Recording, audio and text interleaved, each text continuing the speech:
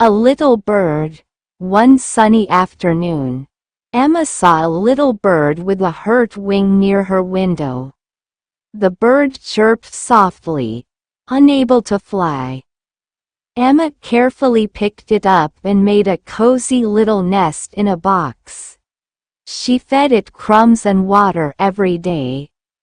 Soon, the bird's wing healed. One morning, it flew to the window, chirped happily, and soared into the sky.